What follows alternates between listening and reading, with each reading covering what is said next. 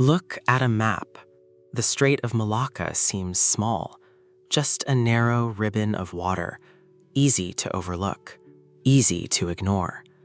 But appearances can be deceptive because every single day, thousands of ships pass through this corridor, carrying oil, natural gas, microchips, food, machines, raw materials, and finished products. Together, they carry trillions of dollars worth of trade every year, which raises an important question. How can one narrow passage hold so much influence over the global economy? Because this is not just a shipping lane, it is a choke point. And in geopolitics, whoever understands the choke points understands the architecture of power.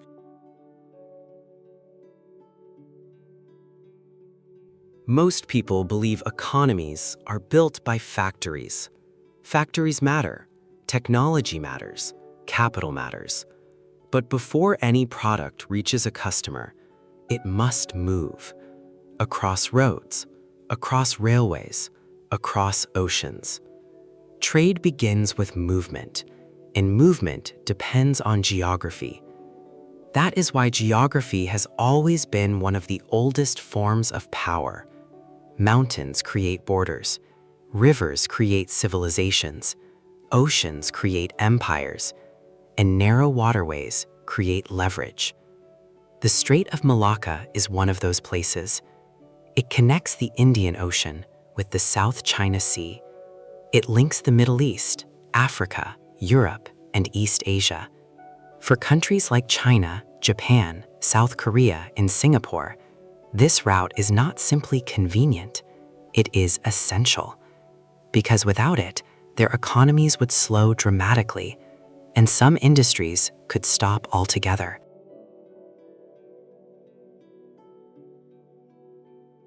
In this episode, we are not simply talking about a strait. We are exploring a system, a hidden grid connecting continents, energy, manufacturing, finance, technology, and military strategy. Because every container crossing these waters is connected to something much larger. A refinery, a semiconductor factory, a logistics hub, a financial market, or an entire national economy. By the end of this episode, you will see the Strait of Malacca differently, not as a line on a map, but as one of the most important control points in the modern world. Because power is rarely concentrated by accident, it is built, protected, and reinforced, one strategic location at a time.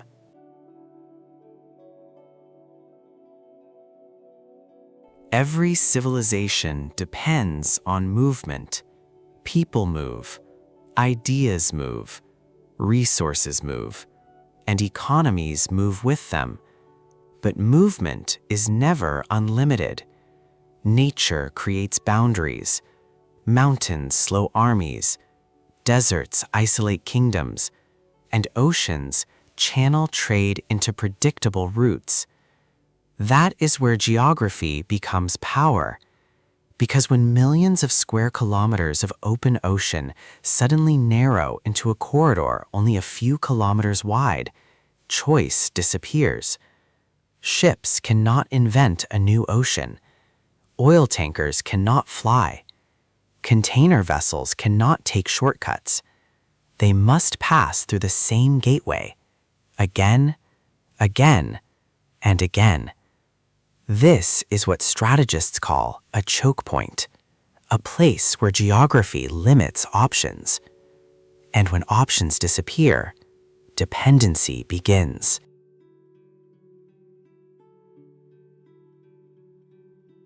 Every day, the Strait of Malacca carries far more than containers.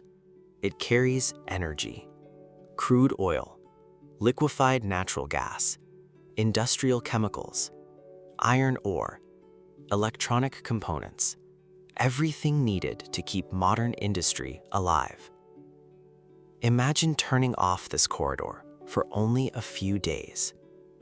Factories begin slowing, fuel inventories begin shrinking. Shipping schedules collapse. Insurance costs rise. Commodity prices react. Financial markets notice immediately. Because supply chains are built on timing, not just distance. A single delay can ripple across thousands of companies. A single disruption can travel from one ship to one port, to one factory, to one supermarket, thousands of kilometers away. This is why the Strait of Malacca is not simply a shipping route. It is an artery, and every artery carries life.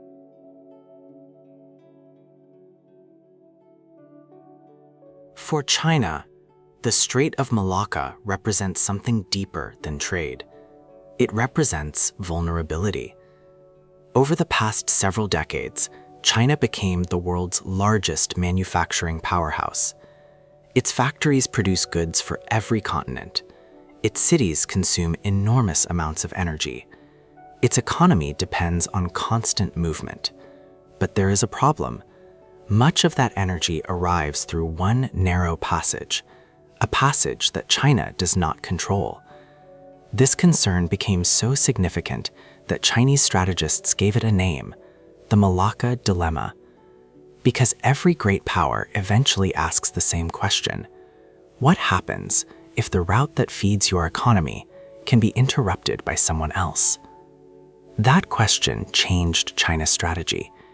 It accelerated investments in new ports, new rail corridors, new pipelines, and eventually the Belt and Road Initiative. Not because geography changed, but because geography could not be changed. Dependence is rarely visible until something breaks. As long as ships keep moving, the system feels invisible. Factories continue producing. Markets continue trading. Consumers continue buying. Everything feels normal.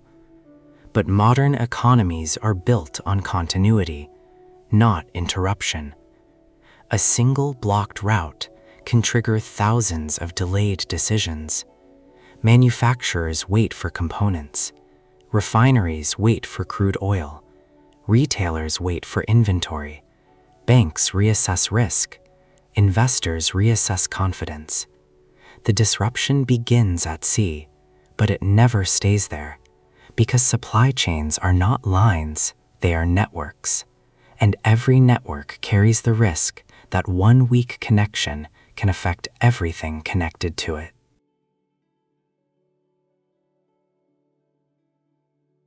If geography creates opportunity, Singapore proves how strategy creates power.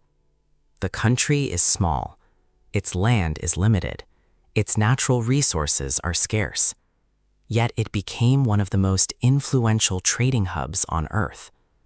Not because it controlled the ships, but because it positioned itself where the ships had to pass.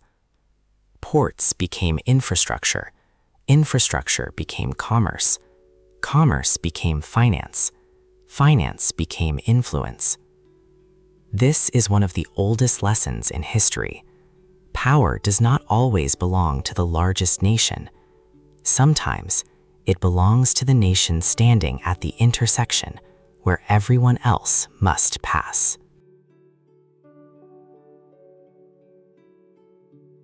The greatest form of power is not always ownership. Sometimes it is position. You do not need to own every factory if you influence the route connecting them. You do not need to own every company if you shape the infrastructure they depend on. This is why choke points matter, not because they create goods, but because they regulate movement. Movement of energy, movement of capital, movement of technology, movement of entire economies. And once you understand that, a map stops looking like geography. It becomes a blueprint of influence, a blueprint of dependency, a blueprint of power.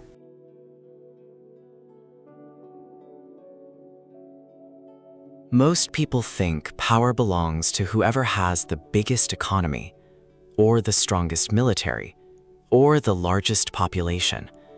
But history tells a different story. Power often belongs to whoever understands the system, because systems create order. Order creates predictability. Predictability attracts capital, and capital builds power.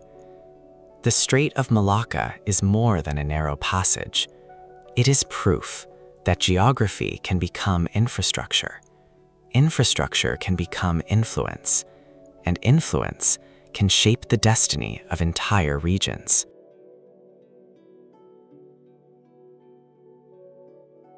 The next time you look at a map, do not just see countries.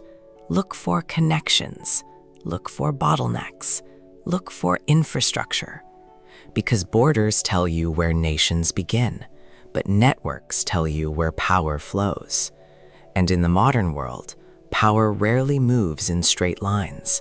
It follows routes. It follows incentives. It follows order. This was only one choke point, one corridor, one system.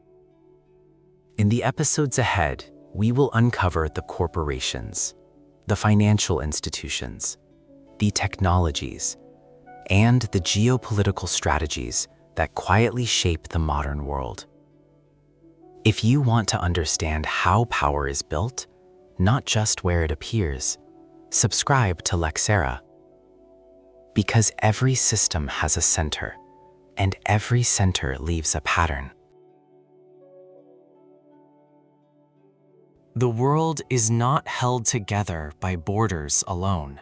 It is held together by systems, invisible, interconnected, relentlessly moving.